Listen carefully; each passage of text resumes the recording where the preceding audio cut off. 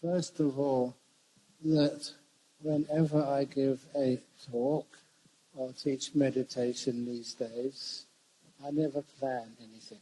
Jadi pertama-tama setiap kali saya mengajar ini ya ceramah dhamma atau retreat meditasi, saya tidak pernah merencanakan apapun. Because one of the first things which I do is to look at each one of you and try and actually feel what you need. Karena pertama-tama yang saya lakukan adalah saya melihat semua dari Anda satu demi satu, terus berupaya untuk merasakan apa yang Anda butuhkan. And you're sitting down. I hope you can sit down comfortably, because one of the important things of meditation is learn how to be kind to your body and kind to your mind. Jadi yang penting pada saat kita duduk, pastikan kita duduk dengan nyaman gitu ya.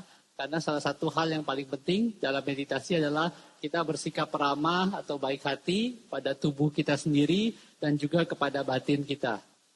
How many of you have heard of the simile of the 1,000-petaled lotus? Berapa banyak dari Anda sudah pernah dengar perumpamaan ya dari Achan gitu ya, teratai dengan 1.000 kelopak.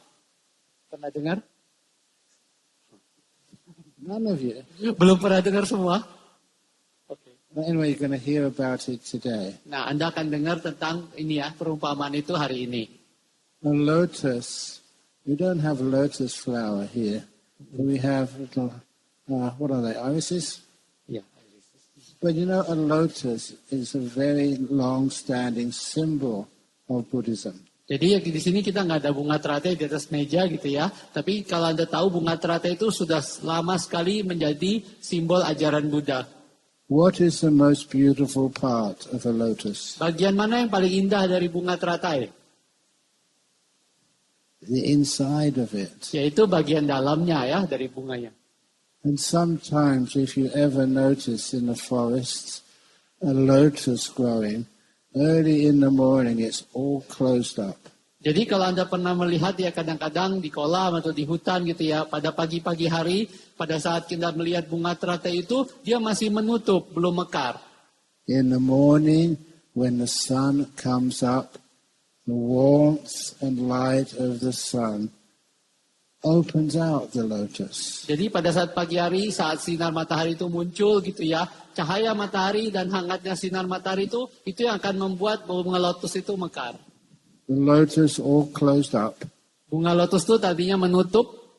When the sun rises, the light and the warmth open up the lotus. Jadi pada saat matahari muncul, sinar matahari dan juga hangatnya itu akan membuat bunga itu mekar.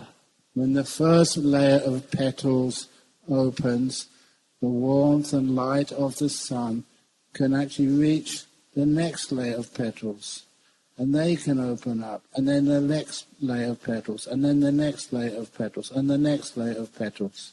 Dan pada saat lapisan pertama gitu ya, dihangatkan sinar matahari, itu lapisan pertama kelopak itu akan mekar. Sehingga pada saat itu lapisan kedua bisa kena sinar matahari dan kehangatannya. Dan sehabis itu lapisan kedua akan mekar. Dan begitu kena dia akan sinar matahari dan kehangatan itu akan membuka lapisan ketiga dan berikutnya dan berikutnya dan berikutnya. And the deeper it opens up, the more beautiful, fragrant, and refined are those petals which you see. Dan makin itu ya mendalam, kalau lapisan kelopak yang terbuka akan makin harum, makin indah, dan makin murni dan halus ya keindahan yang akan Anda lihat dari bunga teratai itu. What am I referring to as a lotus flower? I'm referring to you. Jadi apa yang saya maksud dengan bunga teratai ini? Bunga teratai ini adalah Anda. As you keep warming that lotus with your kindness and putting the sun of mindfulness on that lotus, it opens up more and more and more. Dan saat Anda menggunakan kebaikan hati yang jadi simbol kehangatan gitu ya ke dalam batin Anda, lalu menggunakan sinar matahari itu yang merupakan simbol sati atau penyadaran tadi, maka bunga teratai itu akan membuka dan membuka dan membuka. The deeper you go into the lotus that is you, the more refined and beautiful and amazing it seems. Makin dalam Anda bisa membuka teratainya ke dalam diri Anda, ke dalam batin Anda itu, makin halus, makin bahagia, makin indah. This is what we call the art of meditation. Inilah yang kita sebut dari seni meditasi.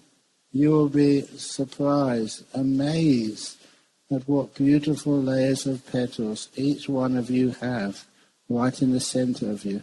Dan Anda akan sangat kagum, takjub gitu ya, melihat bagaimana lapisan lotus itu ternyata yang paling dalam itu begitu indah. Dan itu ada di dalam diri Anda semua. That's one of the reasons why each one of you who are here, what you have inside of you right now is incredible. You wouldn't believe it. You would be so inspired by it. What's inside you right now. Itulah sebabnya dalam diri Anda semua, kalau Anda bisa melihat ya, lapisan terdalam itu, Anda sangat luar biasa, akan sangat kagum, takjub gitu ya, melihat betapa indahnya, Anda akan terinspirasi melihatnya. That's why my job as teacher is to keep you still enough, keep having the mindfulness and the kindness, which is the light, the mindfulness, and warmth, the kindness of the sun, to open you up. Jadi itulah sebagai tugas saya sebagai guru adalah membuat Anda cukup tenang, cukup hening, sehingga Anda terus bisa memberikan kehangatan dari kebaikan hati, lalu sinar ya melalui penyadaran, sehingga kita mulai bisa mekar. You never ever go on to the next stage of meditation. You always go in to the next stage of meditation. Dalam meditasi kita tidak pernah bergerak menuju tataran berikutnya, tapi kita selalu bergerak ke dalam, makin ke dalam tataran berikutnya.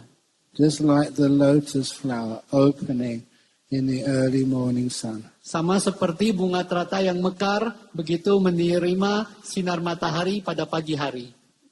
And what you need to do, it's nice to give you like a map of what will happen in meditation. Dan saya akan sampaikan juga sejenis, saya akan berikan seperti peta ya, semacam peta apa yang akan terjadi selama meditasi. When you start your meditation, you close your eyes, the first thing you notice is your own body. Jadi pada saat Anda meditasi, pada saat Anda memejamkan mata pertama kali, apa yang Anda rasakan pertama adalah tubuh.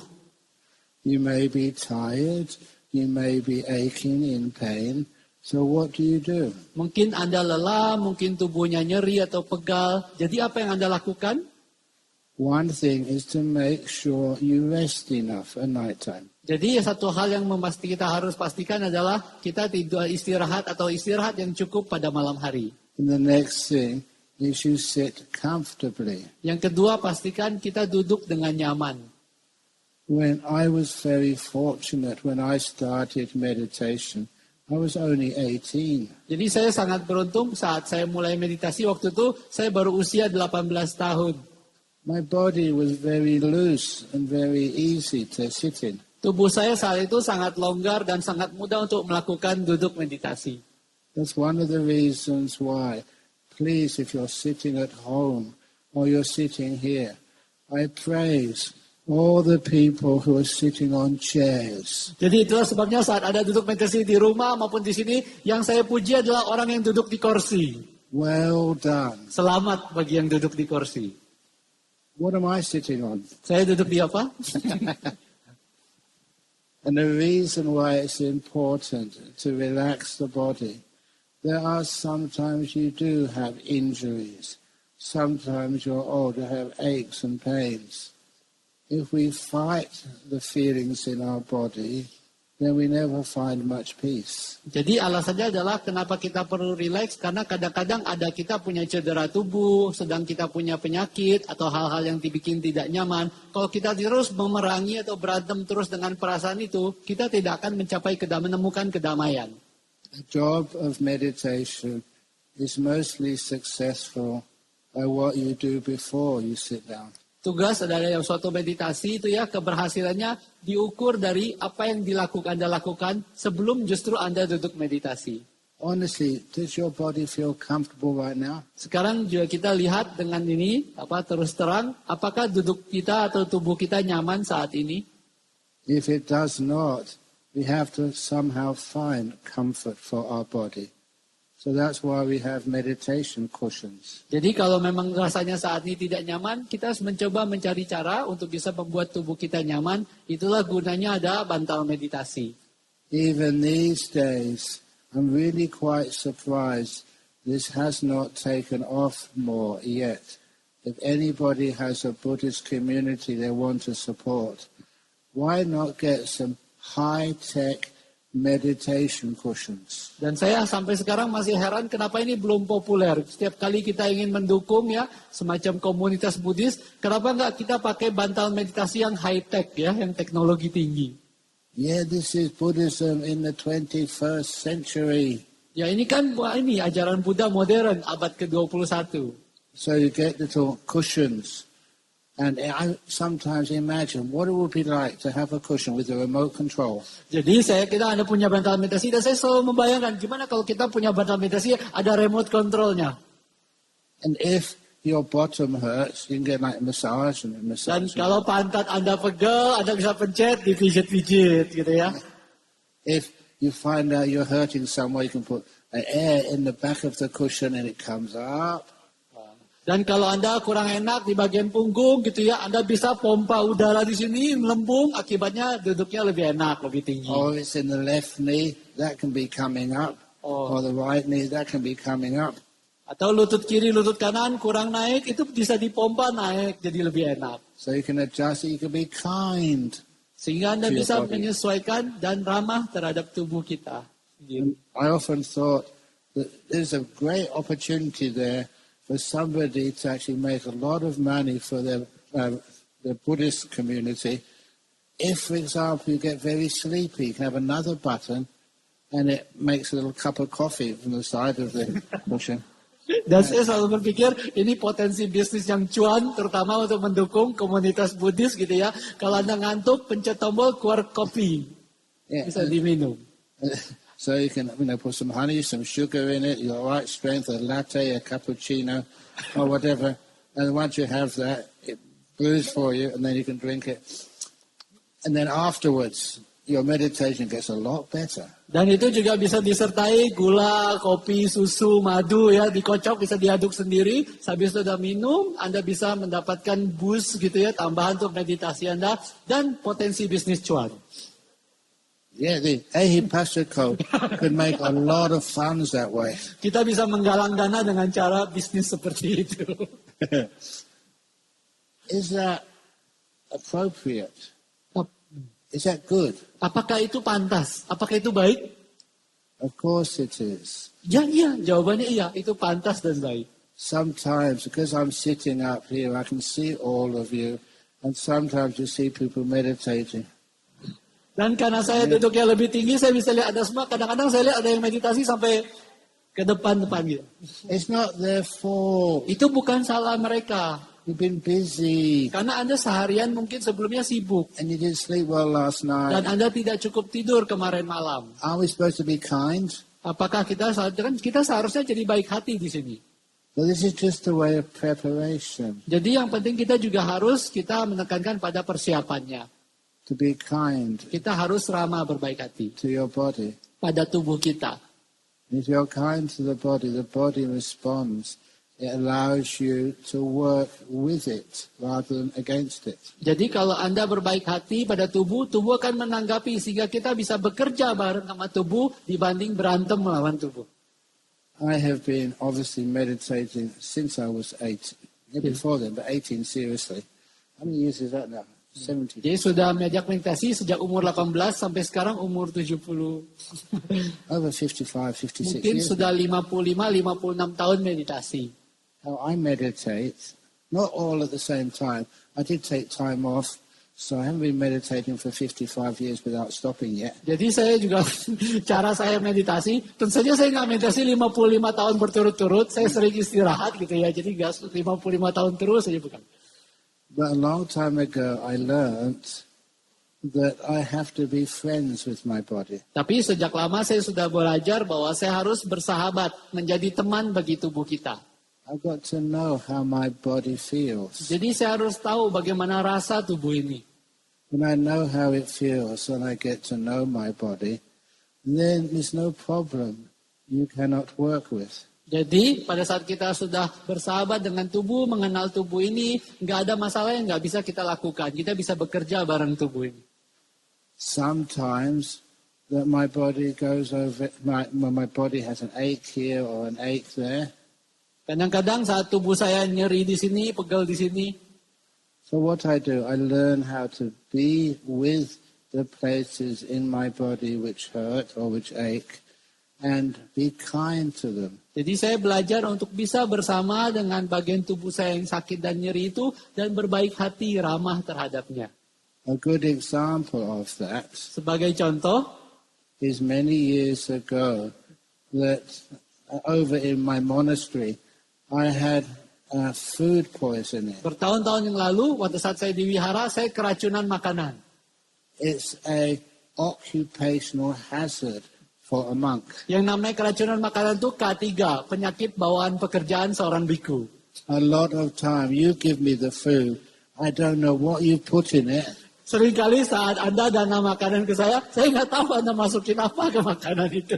So it's a bit of a danger area, but sometimes they put something in there which you're allergic to. Jadi kadang-kadang saya juga nggak tahu, kadang-kadang ada sesuatu mungkin saya alergi terhadap yang dikasih di makanan itu. It's all right for them, but not for me. Mungkin Anda bisa makan, tapi saya nggak bisa makan. So what happened is one day, I had my one meal of the day in my bowl, and I don't know which particular food was off. Dan suatu hari gitu ya, saya makan dari mangkuk saya nggak tahu makanan yang mana gitu ya yang menyebabkan hal itu. Just out of kindness, you go to all of that work to make me the food. Of course I will eat it. Karena Anda sudah bersusah payah untuk menyiapkan makanan itu, tentu saja saya akan makan makanan tersebut. But then afterwards, Tapi setelah itu, for those of you who have visited Bodhinyana Monastery, where I live a lot of the time, will know that I live in a cave. bagi Anda yang pernah ke Wihara Bodhinyana ya di Perth itu, mungkin Anda tahu bahwa saya tinggalnya dalam gua. In my cave, there's two big doors. When I go inside the cave, I cannot hear anything what's going on outside. Dan dalam gua saya itu ada 2 pintu. Kalau saya sudah masuk lewat 2 pintu itu, saya nggak bisa dengar lagi suara yang ada di luar. That gives me some solitude. Dan ini memberikan saya satu penyepian. But sometimes I can't hear what's going on outside, but the people outside can't hear what's going on inside my cave. Dan kadang-kadang meskipun saya nggak bisa dengar yang di luar, orang juga nggak bisa dengar apa yang terjadi di dalam. Saya teriak.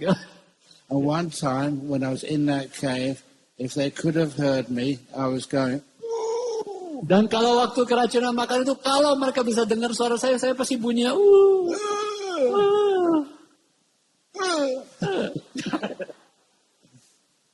If you've ever had food poisoning, it really hurts. Dan kalau Anda pernah keracunan makanan itu rasanya sakit banget gitu. And there's no way I could call anybody. I was inside a cave. Dan nggak mungkin saya bisa panggil orang karena saya ada di dalam gua. And no way they could come and help me because they couldn't hear me screaming.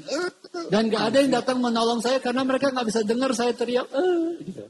So I thought I should probably crawl to the nearest telephone. I literally crawled because I was really hurting. Dan saya tadi berpikir jangan-jangan saya harus merangkak nih ke telepon terdekat gitu ya, nelpon minta bantuan karena sakit sekali. And then I thought, by the time you get to the telephone, you'll find that the people who ask, who are you and where are you?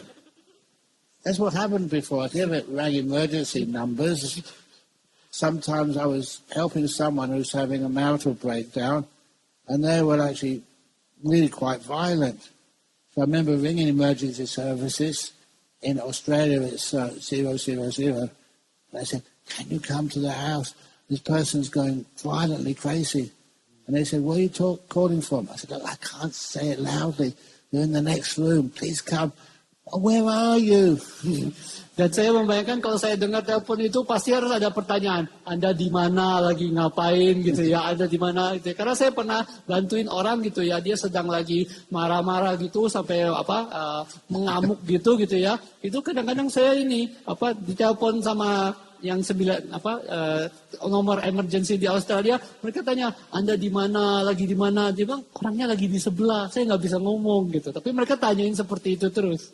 So sometimes Even emergency services take a long time to contact and then a long time to get to where they're needed. Jadi kadang-kadang layanan gawat darurat pun kadang butuh waktu untuk bisa sampai untuk nolong kita. Dan mereka butuh waktu dan banyak juga untuk bisa kita jawab sebelum mereka bisa datang. So I thought, no, I'm not going to go and ring up a telephone. I can deal with it myself. Jadi saya pikir, nggak usah telepon lah. Saya bisa atasin sendiri. You know why I talk like this on the first talk? Because some of you get sleepy. And when I go, ooh! Anda tahu kenapa saya bicara seperti ini? Kalau ada yang ngantuk, pas saya teriak, That's a good translation. pasti langsung bangun. It basically makes you more interested. Dan itu membuat ceritanya lebih menarik.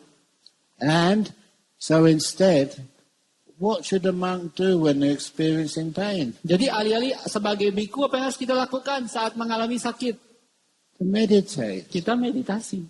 That's what I decided to do. Instead of moving and calling for help, just sit there and just be mindful, be aware of the feelings of contractions in my stomach. Jadi alih-alih saya nelpon atau minta bantuan, saya memutuskan untuk meditasi. Kita mawas menyadari di mana ada rasa sakit di perut kita, menyadari kejang ya atau kontraksi yang ada di perut itu. Not just be mindful, but be kind as well. Tidak hanya menyadari atau mawas, tapi juga beramah. And all the time I was being very, very aware of the feelings in my stomach. Dan pada saat itu saya sangat menyadari semua sensasi yang ada di perut saya. And I'm not exaggerating. Dan saya tidak melebih-lebihkan. When I started to become aware of those feelings and give them kindness, I noticed those feelings began to become less intense. They were softer. Jadi saya menyadari gitu ya, pada saat saya menyadari, mawas dan memberikan keramahan, kebaikan ke bagian tersebut, mereka merespon, maka rasa sakitnya, intensitasnya itu, nyerinya itu makin berkurang. Every time there was a contraction, which was incredibly painful, because I was kind to it. It's just the way the body deals with these things. I let it be, was kind, and I noticed the next contraction in my stomach was less than the one before. Setiap kali ada kejang atau kontraksi yang sangat menyakitkan itu saya menyadari, saya biarkan saja karena saya tahu ini cara tubuh untuk mengatasi gitu ya dari penyakit atau rasa sakit itu. Saya ramah biarkan dan saya menyadari pada saat dia kejang yang berikutnya itu lebih tidak sakit, tidak sesakit yang pertama. It took me about 30 minutes. At the end of those 30 minutes, the pain in the stomach was so much less than before, and it then disappeared totally. Hanya butuh 30 menit gitu ya setelah saya melakukan itu, sangat mawas, baik hati terhadap bagian yang sakit itu, dan maka sakitnya akan jauh-jauh sangat berkurang dibanding yang pertama, dan setelah itu sakitnya hilang. I've used that technique so many times since. Any time I get a sickness or a pain or an injury, I stay with it, give it kindness, and it gets less every minute. Dan saya menggunakan teknik itu setiap kali saya mau sakit atau cedera, saya berdiam bersama yang tempat yang sakit itu dan saya memberikannya kebaikan hati, keramahan, dan selalu rasa sakitnya berkurang dan berkurang. That's why the last time I went to a hospital for personal reasons, because some pain or sickness, was about 40 years ago. Itulah sebabnya terakhir kali saya masuk rumah sakit karena cedera pribadi atau mengalami sakit adalah 40 tahun yang lalu. I am incredibly healthy. Saya ini sangat-sangat sehat. It sometimes surprises me. Dan kadang-kadang itu pun membuat saya kaget. COVID time, I never got COVID. Zaman COVID, saya nggak pernah kena COVID. I haven't had any sickness for so many years now. Dan saya belum pernah mengalami sakit selama bertahun-tahun sejak saat itu. What else sickness can you have? Jadi, What other sicknesses are common these days? penyakit apa yang sedang populer sekarang? Pneumonia. Pneumonia? No. Anything else? Oh ya, pneumonia radang paru enggak ya? Ada lagi? Penyakit apa lagi? About heart attack? Oh, cough. Cough and flu. Kalau serangan jantung, ya. I've never had the flu. Oh, saya nggak pernah flu, ya. Serangan jantung tadi aja. And I was tested. People wanted to make sure I was healthy when I came over to Indonesia or Malaysia. I remember once during was it bird flu season. Ya, jadi pernah orang ingin memastikan gitu ya, saya ini sehat sebelum berangkat ke Indonesia atau Malaysia. Saya ingat waktu itu lagi zamannya flu burung. In bird flu season, I had a big invitation to come to Indonesia. That's from Venerable Panyawaro. Ya, dan waktu zaman flu burung itu saya diundang datang ke Indonesia, diundang sama Bante Panyawaro. When I got to airport, ketika saya ke airport, I was fine. Saya nggak apa-apa, sehat. But I found out the Garuda aircraft had been cancelled. Dan saya menemukan penerbangan Garudanya malah yang batal. And people who were in the same plane with me or going to be in the same plane, they started complaining. We've got to get to Indonesia. We've got important business. I had important business. Did I complain? No. Dan ada orang yang satu pesawat sama saya yang penerbangan dibatalkan bilang saya sudah beli tiket, saya banyak urusan di Indonesia, sangat penting. Mereka mengeluh semua. Tapi apakah saya mengeluh? Enggak. Instead, I managed to ask if I can give a call to Venerable Panyawaro. And when I got through to him, I said, I'm sorry, I'm not going to arrive today. And I told him the reason why. Please tell all the people who are going to go to my talk tonight, I cannot be there because the aircraft, Garuda is the name of a bird. He said, your aircraft has got bird flu, that's why I can't go. Dan akhirnya saya minta untuk nelpon ke Bante Panya, begitu nyambung saya bilang, oh Bante Panya bahwa maaf saya nggak bisa datang hari ini karena penerbangannya dibatal, nggak jadi bisa berangkat, nggak bisa ceramah di Indonesia. Kenapa? Karena Garuda kan pesawatnya, Garudanya lagi sakit, kena flu burung. So look, I know how my body works. Jadi saya tahu bagaimana cara kerja tubuh saya. I've been watching it for over 50 years. Saya sudah mengamati, menyadarinya selama 50 tahun lebih. With mindfulness and kindness. Dengan penyadaran dan kebaikan hati. So because of that, it stays pretty healthy. Jadi karena itu tubuh ini tetap cukup sehat. Would you like to be healthy? Apakah Anda pengen sehat? Pretty easy. Itu mudah caranya. Honestly, you don't have to sort of hide yourself away from people. I was very happy giving talks, traveling, doing a lot of work during COVID time. Dan Anda juga tidak perlu harus menyembunyikan diri dari orang lain, mengisolasi diri gitu ya. Pada saat COVID pun saya sering memberikan banyak ceramah, berkunjung ke berbagai tempat. But when you are aware of your body through meditation, it's so easy to relax things. Dan karena saat Anda menyadari tubuh Anda sangat sadar, itu sangat mudah membuat tubuh ini rileks. When it relaxes to the max, it's amazing what healing happens. Saat Anda santai sesantai-santainya, relax to the max, sungguh menakjubkan healing atau penyembuhan yang terjadi. Am I talking too much or should I do some meditation or what? Oh, mungkin mau pandu meditasi dulu saat ini atau okay, it's carry on, okay. Okay. So anyhow, that's the first benefit of meditation. You get to know your body. Dan itu adalah manfaat pertama meditasi, Anda mengenali tubuh Anda. You know how it works. Anda tahu cara tubuh ini bekerja. And how you can look at any part of your body and give it some kindness and it starts healing. Dan saat Anda menyadari tubuh Anda itu dan memberikannya kebaikan hati, keramahan, dan tubuh itu bagian itu akan mulai menyembuh. A good emphasis on this. This is my robe. Dan ini contohnya, ini jubah saya. If I stretch it like this Kalau saya kencangkan, saya mengulurkan seperti ini. and keep pulling at it, it's going to break. Dan saya tarik terus begini, pasti akan robek. That's your body. Itu tubuh Anda. You keep forcing it, Anda terus memaksakannya. pulling it, pushing it, squashing it. Anda terus mendorongnya, ditarik, ditegangkan seperti itu. It's going to get sick. Pasti suatu hari tubuh akan sakit.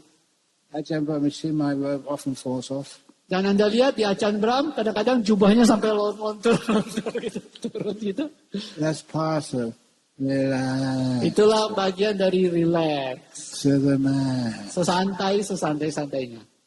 What that actually means is you don't have being a control freak. Dan itu artinya Anda tidak maniak mengendalikan. Serba mau ngendaliin segala sesuatu. You're kind to your body, Anda berbaik hati pada tubuh. and then your body becomes kind to you. Dan tubuh akan ramah pula kepada Anda. I'll give a simile now. Saya akan berikan perumpamaan. Imagine this afternoon. Bayangkan sore ini, Once this little retreat is over, begitu retret ini selesai, and somebody gives you a call. tiba-tiba ada yang nelpon Anda. Are you free this afternoon? Would you like to come out for this wonderful cup of coffee? Anda sudah punya waktu luang sore ini, ya, mungkin mau ngopi bareng. You say, okay. Anda bilang oke. And then the so-called friend tells you what shop you're going to go to, what type of coffee you're going to drink, whether it's with milk or whether it's with an out milk, whether it's cream or sugar or honey. This is what I like, this is what you will like. Jadi bayangkan kalau yang disebut teman Anda tuh bilang, Anda suka kedai kopi mana, kopi macam mana, mau pakai susu beneran atau susu oat atau susu yang macam atau pakai latte. Tapi kalau Anda pengen itu nggak boleh, kita cuma boleh minum sesuai keinginan saya, kesukaan saya. Then your so-called friend says, and I like having a biscuit with my coffee. I know you like muffin, but no muffins, biscuit.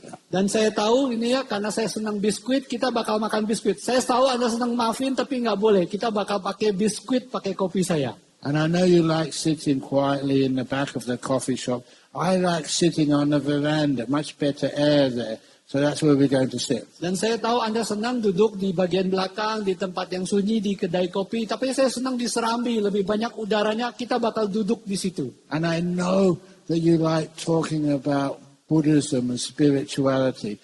That's very good, but politics is more important. So we're going to sit outside and we're going to talk about politics. Dan saya tahu Anda senang ngomong tentang ajaran Buddha, meditasi. Tapi tidak, kita bakal ngomong politik karena politik lebih penting. Jadi kita bakal duduk di serambi dan ngomong soal politik karena politik itu lebih penting. And I've only got 1 hour, so we're going to sit out there for 1 hour, not 55 minutes, not an hour and 10 minutes, just 1 hour. Dan kita akan duduk di sana 1 jam, bukan 55 menit, bukan 70 menit. Kita duduk persis 1 jam di sana. If that's what your friend says, would you want to go out with them? Kalau itu teman Anda nelpon ngomongnya kayak gitu, mau nggak ngopi bareng mereka seperti itu? No. Jawabannya enggak. Many of you will think, oh, you know, I've got a dentist appointment this afternoon. Pasti Anda bilang, oh yang ini mau maaf ya, ada ini mau janji ke dokter gigi.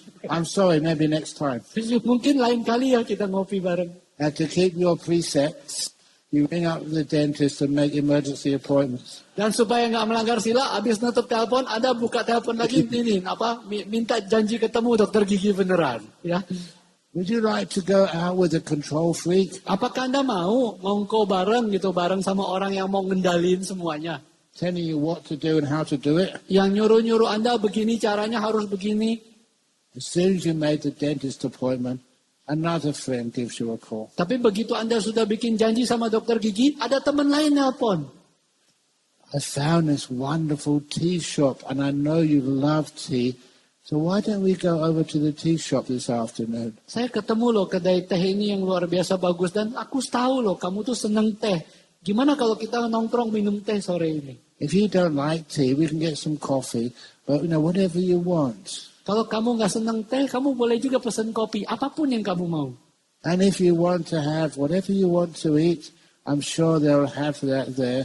And I can order it for you. Dan apapun yang kalau kamu mau, kalau nggak ada yang teh atau kopi juga, saya yakin saya akan pesenin buat kamu. Saya yakin mereka juga sediakan.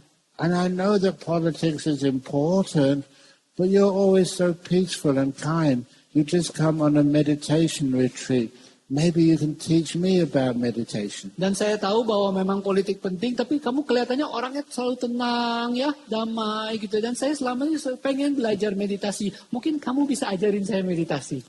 I don't know where you like to sit in a coffee shop or tea shop, but I'll sit where you sit. You choose. Dan saya tidak tahu Anda senang duduk di mana, di dalam kedai kopi atau di luar. Saya ikut aja Anda mau duduk di mana.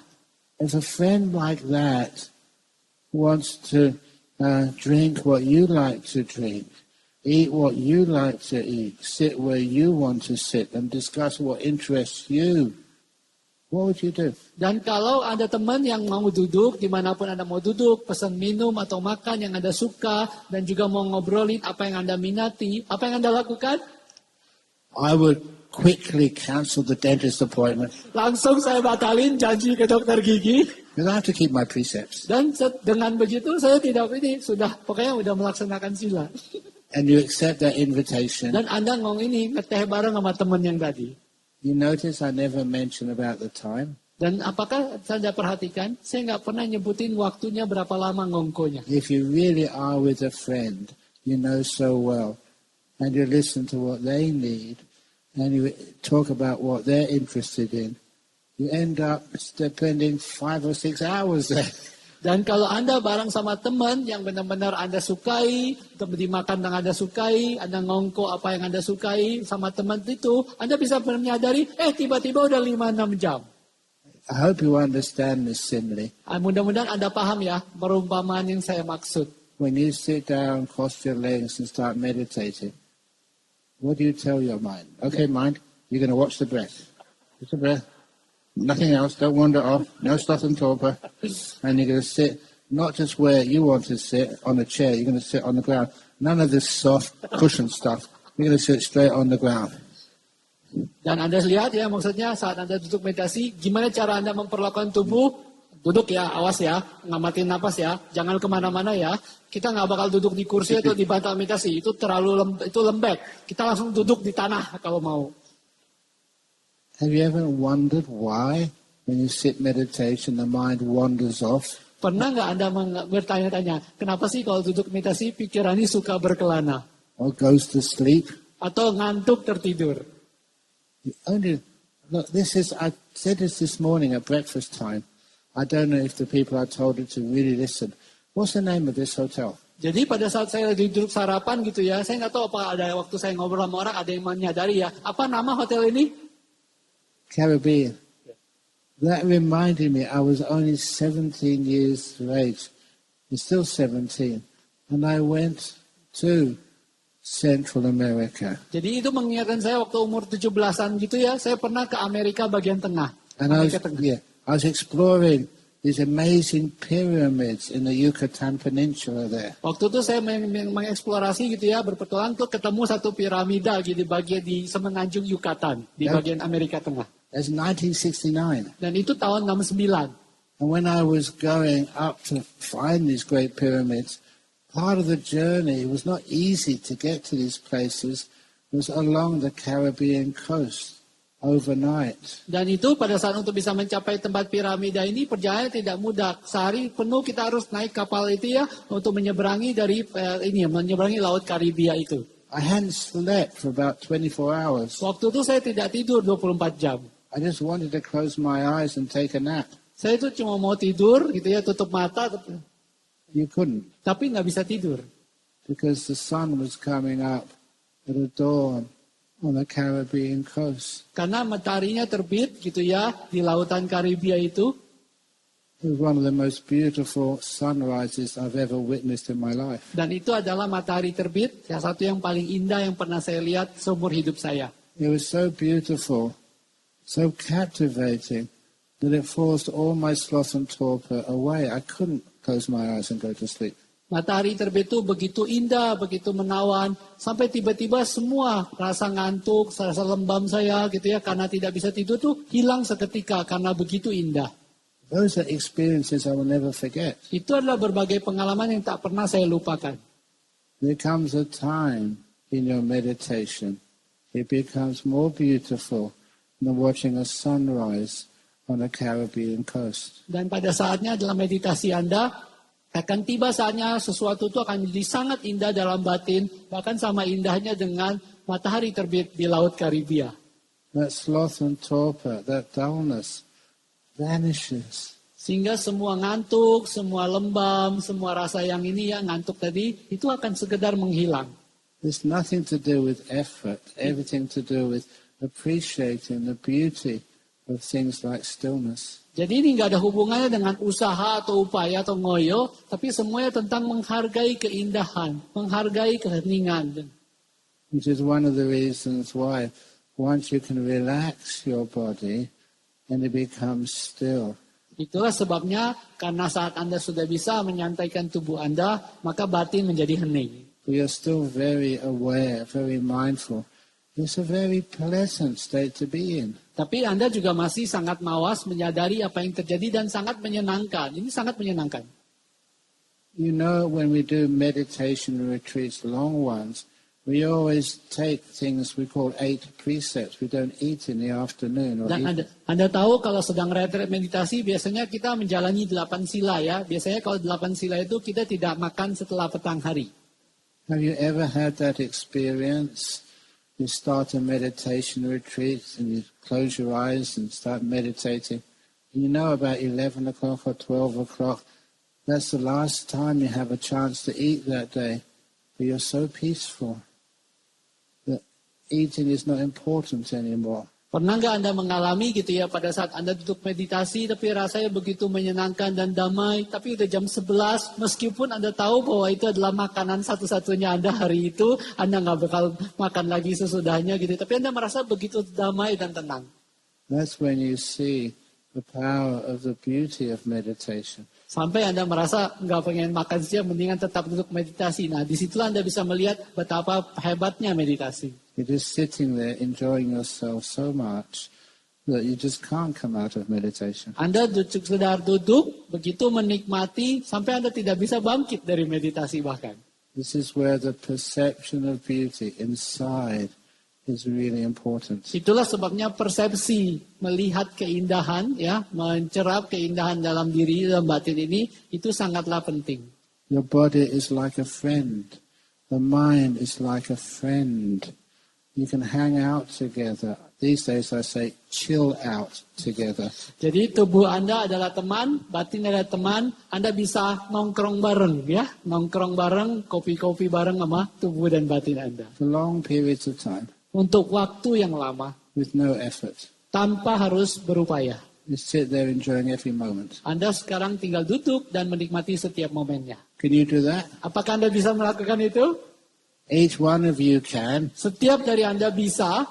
I love telling this to the Sri Lankan Buddhists. Saya senang menceritakan ini kepada seorang Buddhis dari Sri Lanka.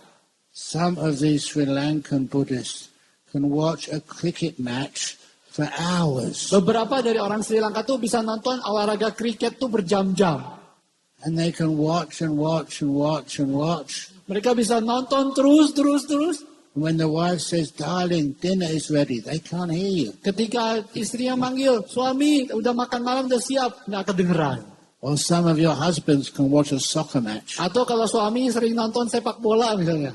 Or some of the ladies can watch sort of a movie. Atau kalau yang kaum perempuan lagi nonton film misalnya. When you're watching a movie, your eyes are fixed to the screen. I'm surprised more ladies' eyes are not square.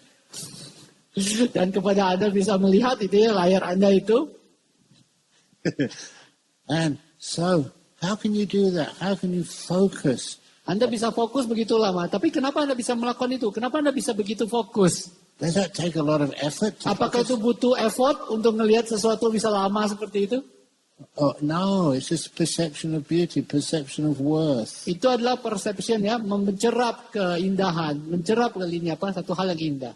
You know, sometimes you ask people, well, what do you mean you can't keep watching your breathing? Kadang-kadang ada orang bertanya, gimana caranya Anda kenapa sih nggak bisa mengamati napas? A good example, if you saw a famous person come into this room. Jadi misalnya kalau ada orang terkenal gitu ya datang ke ruangan ini. Look, I'm an old monk now, so I don't know who's famous these days. But what I do know is our vice president of our Buddhist Society in West Australia once went to get an interview with His Holiness the Dalai Lama. Saya nggak tahu siapa orang terkenal zaman sekarang gitu ya, karena udah tua gitu ya. Tapi saya tahu ada wakil presiden dari Buddhist Society kami. Suatu ketika dia pernah dapat undangan wawancara sama Dalai Lama. She had to wait 2 days. Jadi dia harus sampai nunggu 2 hari. As she was waiting, she was a good meditator. She went into the hall in the morning, crossed her legs and sat down. Karena dia meditator yang baik, dia duduk di pagi-pagi sambil nunggu 2 hari itu, dia duduk pagi-pagi dan meditasi. After a few minutes, she heard someone sit down next to her. Selang beberapa lama dia dengar atau merasakan ada orang duduk di sampingnya. Made a big mistake, she did. Dan dia melakukan kesalahan besar. She had a look. Who was it? Dia buka mata pengen lihat siapa itu. That was the end of her meditation. Dan itulah akhir dari meditasinya. Richard Gere. Ternyata Richard Gere yang duduk di sampingnya. Oh, Richard Gere sitting right next to me. Oh. Duduk di samping saya. She couldn't watch her breath anymore. She Yes. Dan seketika dia udah lupa sama napasnya. Nggak bisa ngamatin napas lagi. Could you do that? Apakah Anda bisa melakukan itu? Who's the most famous film star in Indonesia? Siapa bintang film paling terkenal di Indonesia? Nobody. There must be one. Korean, okay. Korean movie star. Siapa bintang film Korea? If he came on one of my retreats, I go to South Korea a lot. Ya, pernah datang yang kayak Korea selebriti itu datang ke satu retreat Achan waktu di Korea Selatan. I can invite him to the next. Saya bisa undang ke Medan. Ya. What would that do to your meditation? Apa yang terjadi pada meditasi Anda?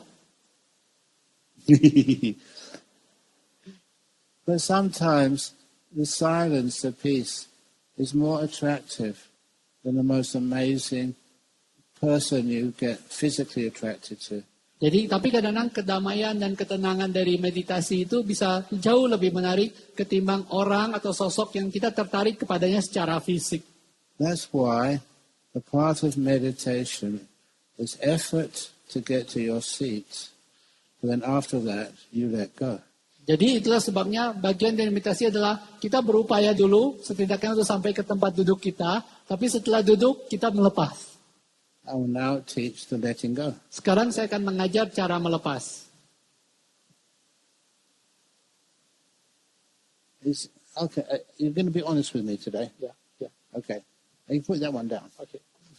And this one over here. Ya, yang di sini, Is the water still yet? apakah airnya sudah tidak bergerak lagi? Not yet. The water stands for the mind. Kalau air ini melambangkan batin kita. How can I get this water to be perfectly still? Bagaimana saya membuat air ini hening total, nggak bergerak sama sekali? Has it got still yet? Apakah sudah hening? Not yet. Why not? Kenapa tidak hening? I'm not mindful, am I? Not Mungkin even saya looking tidak at it. mindful. I will now be mindful. Sekarang saya akan mindful. Stop moving it. Apakah sudah berhenti? Not yet. Oh, okay. I'll now concentrate. Sekarang saya akan konsentrasi. Laughing doesn't keep it still. Ya, I'll concentrate. ketawa tidak akan membuat dia hening. Sekarang saya konsentrasi. Not yet. It even moves more. I've been trying this for years. Saya sudah coba ini selama bertahun-tahun. It doesn't work. Itu tidak berhasil membuat batin ini hening. When you concentrate, does your mind become still? Saat Anda konsentrasi, apakah batin Anda jadi hening? It's like this. Itu seperti ini. You're holding the water. You're focusing. Anda pegang, Anda fokus. Even if you could hold it still, just for a few moments, you get really tired. Tapi meskipun Anda bisa bikin hening, itu cuma beberapa saat saja. Sehabis itu Anda merasa sangat lelah. Fortunately, it's such an easy way. Untungnya ada cara yang sangat mudah untuk membuatnya hening. You put it down. Yaitu Anda taruh. Relax to the max. Relax to the max. Well, that's pretty quick. Wah, cepat sekali ya. Udah nggak gerak lagi. It's so easy now. Begitu mudah. It's so peaceful. Begitu damai. And I just let it go. Itu cuma tinggal sekedar letting go, dilepas. That's why in meditation, you don't hold things. Itulah sebabnya pada saat meditasi kita tidak mencengkeram atau memegang. You let it go, be kind, and be mindful. That's all. Kita tinggal melepas, ramah, baik hati, dan menyadari. Itu saja.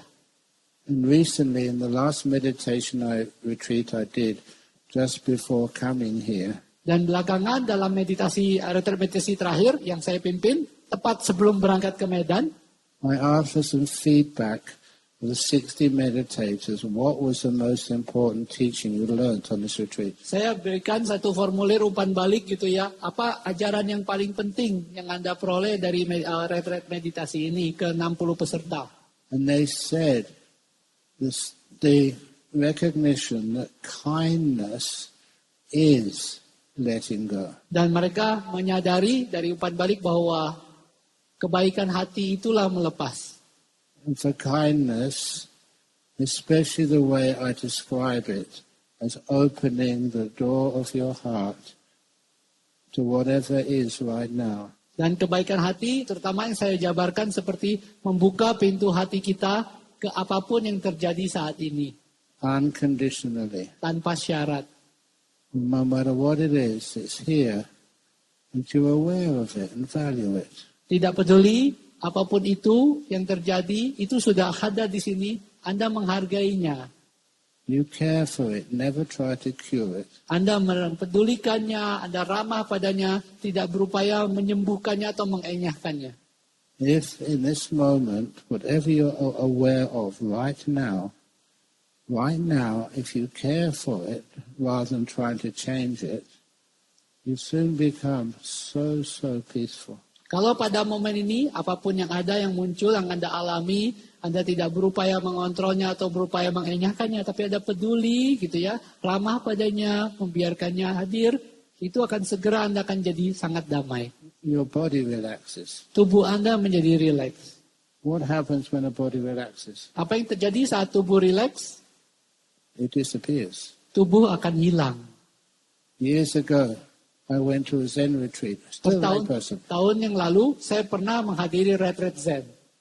And I didn't know what Zen meditation was. Waktu itu saya nggak tahu meditasi Zen itu seperti apa. They told me to keep my eyes open and stare at a wall. Mereka menginstruksikan saya, mata saya dibuka, menghadap tembok, dipelototin temboknya. At least I know how to be silent inside. So I was staring at this wall. And what happened? The wall vanished. Dan setidaknya saya tahu cara untuk bisa menjadi sunyi di dalam gitu ya. Dan saat saya menatap tembok terus, Anda tahu apa yang terjadi? Temboknya hilang. It was a solid wall. Padahal temboknya itu utuh. And now it vanished like someone had pressed some button and it turned off. Dan ternyata tembok itu hilang. Seolah-olah ada yang mencet tombol, temboknya hilang seketika gitu. That was very weird, but very wonderful insight from that. Itu adalah pengalaman yang sangat aneh, tapi itu wawasan batin yang sangat baik bagi saya. Because Karena whatever stays there and doesn't move or change apapun yang tetap hening itu adalah itu tidak bergerak atau berubah. vanishes. Apapun yang tetap sama, tidak bergerak atau tidak berubah, itu akan lenyap. Have you heard the sound of the air conditioning in this room? Apakah Anda dengar suara AC di ruangan ini? It's pretty loud now. Sekarang suaranya kenceng. After a few moments, you won't be able to hear it Setelah beberapa lama ada di ruangan ini, Anda nggak bakal bisa dengar suara AC itu. because it doesn't change. Apakah bukan berarti dia tidak berubah? That's what happens when even sight stays the same. Jadi karena suara AC itu kan mau ini ya tetap sama, tidak berubah seperti itu. Sama pula dengan penglihatan, kalau itu tetap sama, tidak berubah, dia akan menghilang.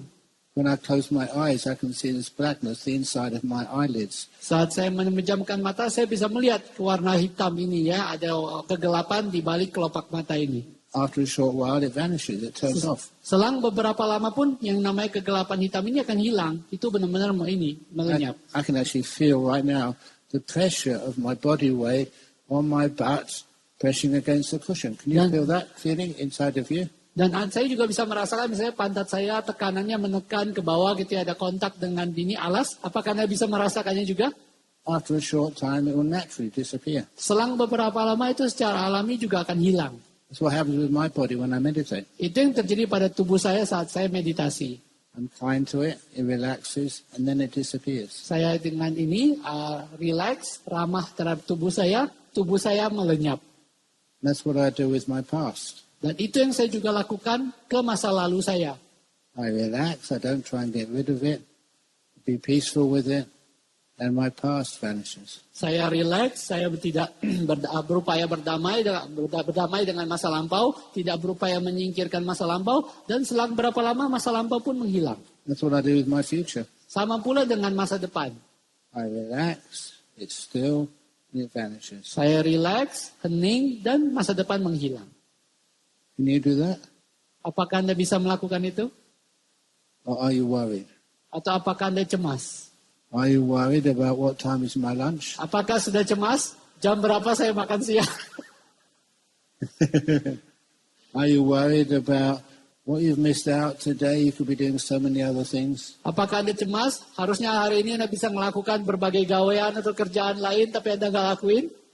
You can think about all sorts of rubbish, and it never happens anyway. And because of that, you miss out on the peace. Anda bisa pikirkan segala macam hal-hal yang sebenarnya tidak berguna, tapi toh juga nggak bakal kejadian juga, tapi akibatnya Anda melewatkan kedamaian yang ada saat ini. That's how we let go, Itulah caranya Anda melepas. by being kind, Dengan cara berbaik hati, being mindful, mawas, and just watching things disappear by themselves. dan melihat hal-hal ini lenyap dengan sendirinya. If that's what happens, the lotus flowers, the petals open up. Dan saat itulah kelopak teratai itu membuka mekar.